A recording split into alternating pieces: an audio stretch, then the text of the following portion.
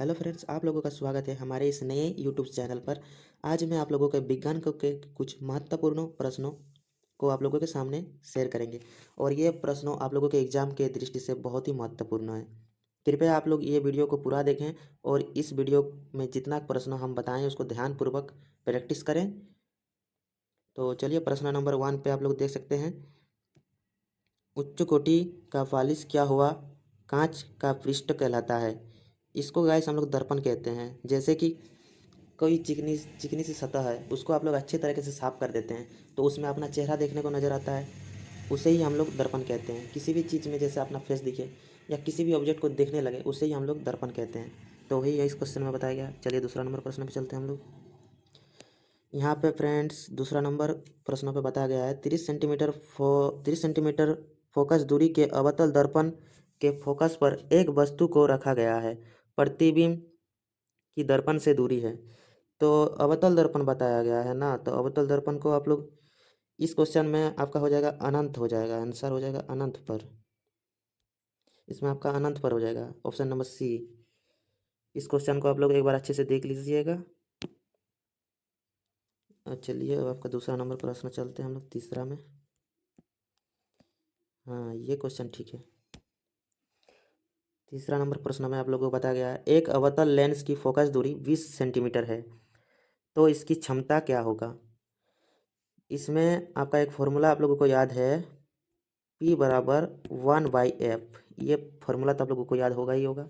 यहाँ पे आप लोगों को दिया हुआ है फोकस दूरी, मतलब f बराबर आप लोगों का 20 दिया हुआ है। और इसमें लेंस बात किया अवतल, तो अवतल में हमेशा ऋणात्मक होता है, तो मतलब आप लोग माइनस लगा देंगे यहाँ पे इस तरीके से। अब आप लोग फॉर्मूला के हिसाब से इसको ऐसा बनाइए। देखिए यहाँ पे 1/f है ना, देखिए ये आपका सेंटीमीटर में दिया हुआ है, मतलब आपको यहाँ पे सेंटीमीटर में तो एक को यहाँ पर डबल जीरो आ जाएगा। आप लोग जैसे ही इसको काटेंगे, पहले जीरो जीरो गया, फिर इसका 5 में आ जाएगा, मतलब माइनस माइनस 5 डायोप्टर। तो देखिए आप लोग आंसर इसमें ऑप्शन क्या है। इसमें आपका ऑप्शन में कहाँ पे 5 डायोप्टर दिख रहा है? -5 डायोप्टर होगा, इसमें आपका डी हो जाएगा। चलिए आप लोग अब तीसरा नंबर प्रश्न पे, चौथा नंबर प्रश्न पे चलते हैं हम लोग। अवतल लेंस में आवर्धन बराबर होता है। अवतल लेंस में आवर्धन बराबर हो जाता है आपका आवर्धन m बराबर, इसमें भी एक फॉर्मूला आप लोग पढ़े होंगे। आवर्धन m बराबर क्या होता है? आवर्धन m बराबर होता है v/u होता है। तो मतलब इसमें ऑप्शन क्या हो जाएगा? ऑप्शन इसमें हो जाएगा बी वाला ऑप्शन हो जाएगा। इसको ध्यान रखिएगा, आवर्धन m बराबर v/u। अब यहाँ पे बताया गया है 5 नंबर में नेत्रगोलक का लंबा होने से कौन सा दृष्टिकोण उत्पन्न होता है? तो इसके तो आप लोग नेत्र वाला चैप्टर में पढ़े ही होंगे। देखिए मैं आपको बता रहा हूँ, नेत्रगोलक का लंबा होना मतलब निकट दृष्टि दोष। जिसको जब नेत्रगोलक लंबा हो जाता है तब निकट दृष्टि दोष का प्रॉब्लम होता है। निकट दृष्टि दोष मतलब इसको निकट की वस्तु का दृष्टि में दोष होता है। इसको हम लोग मायोपिया भी कहते हैं, मायोपिया मायोपिया भी कहते हैं। देखना किसी किसी ऑप्शन में मायोपिया भी रह सकता है। जब नेत्रगोलक का लंबा हो जाता है तो मायोपिया भी हो जाता है, तो ये भी आप लोग ध्यान रखना। अब छठा प्रश्न में हम लोग आएंगे। छठा प्रश्न में हम लोग आते हैं।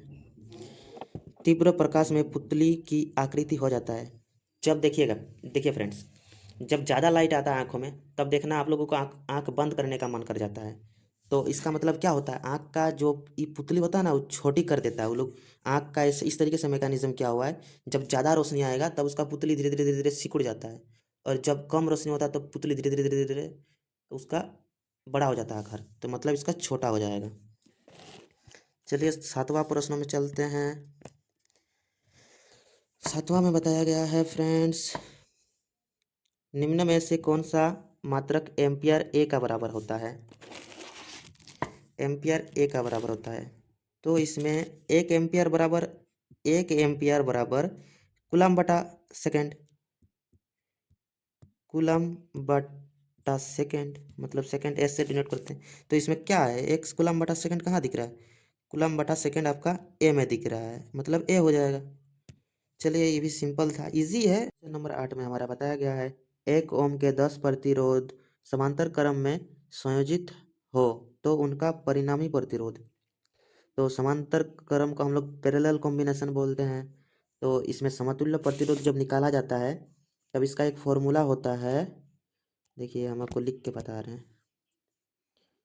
1/r बराबर 1/, अरे यार लिख नहीं रहा है, R1 1/r1 बराबर 1/r2 1/r3, इस तरीके से चलता है 3 तक। मतलब जितना दूर जितना प्रतिरोधक जुड़ा हुआ रहेगा उतना तक लिखते रहेंगे।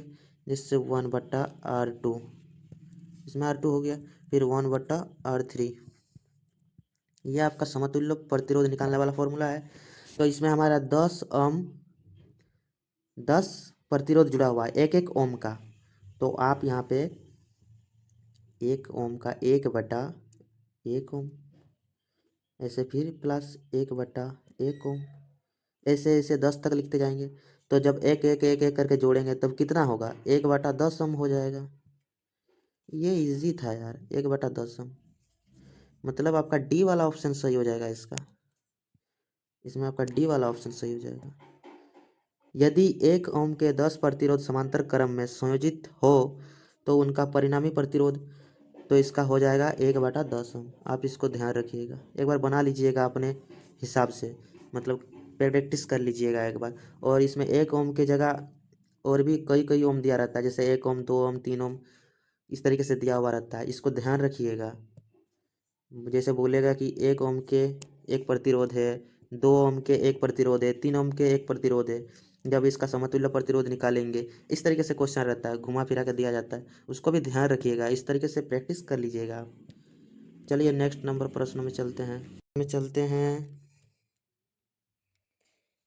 9 नंबर प्रश्न में बताया गया है, एक क्षैतिज सीधे तार में धारा की दिशा पूरब से पश्चिम की ओर है, तो तार की ठीक नीचे स्थित बिंदु पर चुंबकीय क्षेत्र क्या होगा। इसमें देखिए सीधा तार का दिशा पूरब से पश्चिम है और पूछा है हम लोगों को चुंबकीय क्षेत्र, तो इसका उत्तर से दक्षिण हो जाएगा। इसमें पूरब से पश्चिम है तो इसमें उत्तर से दक्षिण हो जाएगा मैग्नेटिक में, इसमें सीधा सीधी है, कोई नहीं है। चलिए अब 10 वाला प्रश्न में चलते हैं। पृथ्वी पर ऊर्जा का मुख्य स्रोत क्या है। पृथ्वी पर मुख्य ऊर्जा का मुख्य स्रोत क्या है, सूर्य है, इसमें सूर्य हो जाएगा, ऑप्शन नंबर डी सूर्य। अब आपका आ जाते हैं हम लोग ये वाला अभिक्रिया, जिंक Zn+Cu SO4 को अभिक्रिया जब करवाते हैं हम लोग ZnSO4 के साथ Cu कॉपर के साथ, किस प्रकार का अभिक्रिया है। ये आपका डिस्प्लेसमेंट अभिक्रिया है, डिस्प्लेसमेंट अभिक्रिया, इसमें आपका हो जाएगा डिस्प्लेसमेंट अभिक्रिया मतलब सी, उसको विस्थापन अभिक्रिया बोलते हैं। अब आप लोग आ जाते हैं 12 नंबर प्रश्न में हम लोग, चांदी के ऊपर काली परत का चढ़ना का उदाहरण। जब किसी के ऊपर काली परत चढ़ जाता है, जैसे लोहा के ऊपर भी काली परत चढ़ जाता है, इसे जंग लग जाता है जिसको बोलते हैं, तो सिंपल ये चांदी के ऊपर काला परत चढ़ता है, उसको हम लोग संक्षारण कहते हैं, संक्षारण, ऑप्शन नंबर ए हो जाएगा। अब आपका आते हैं हम लोग 12 नंबर तो हो गया, 13 नंबर में अम्लों के जलीय विलयन में निम्न में से कौन सा उत्पन्न होता है। निम्न में से कौन सा उत्पन्न होता है, मतलब इसमें ऑप्शन में अम्लों के जलीय विलयन में H+ आयन उत्पन्न होता है, ऑप्शन नंबर बी हो जाएगा आपका इसमें। चलिए ये भी तो हो गया। अब हम लोग 14 नंबर प्रश्न में आते हैं, विरंजक चूर्ण का रासायनिक सूत्र क्या है। विरंजक चूर्ण का रासायनिक सूत्र हो जाता है, विरंजक चूर्ण का रासायनिक हो जाता है CaOCl2। CaOCl2 किस ऑप्शन में होता है फ्रेंड्स, CaOCl2 दिया गया है आपका सी नंबर प्रश्न में। अब आप लोग इसको भी ध्यान दीजिए, ऑप्शन नंबर ए में है CaOCO3, ऑप्शन नंबर ए में है CaCO3 है। CaCO3 को क्या कहते हैं, CaCO3 को कहते हैं calcium carbonate, calcium carbonate, CalCium, calcium. आप लोग इसको लिखा को ध्यान मत दीजिए क्योंकि लिखने में प्रॉब्लम हो रहा है, उंगली से लिख रहे हैं ना। कैल्शियम कार्बोनेट CaRbONate कार्बोनेट, इस तरीके से कैल्शियम कार्बोनेट बोलते हैं। और ऑप्शन नंबर बी में आप लोग देखिए CaCl2O, CaCl2O, CaCl2 को बोलते हैं आपका कैल्शियम हाइपोक्लोराइड, कैल्शियम हाइपोक्लोराइड बोलते हैं इसको। जो आपका देखना है ब्लीच जैसे लोग मुंह में लगाता है ना, फेस वॉश हो चाहे हैंड वॉश हो, ये सब में इसका इस्तेमाल किया जाता है। अब CaCl2 ये तो सिंपली विरंजक चूर्ण का रासायनिक सूत्र है। अब CaHCO3 का होल 2, इसका हो जाता है आपका कैल्शियम बाइकार्बोनेट, इसका कैल्शियम बाइकार्बोनेट हो जाएगा। तो इसको भी ध्यान रखिएगा, ये सब जितना ऑप्शन में है। 15th में आपका लास्ट प्रश्न में बताया गया है, निम्न में से कौन सी धातु का सर्वाधिक तन्यता होता है। तो सर्वाधिक तन्यता मतलब कौन सा ऐसा धातु है जिसको सबसे ज़्यादा तन्यता मतलब खींचना, खींच के लंबा करना।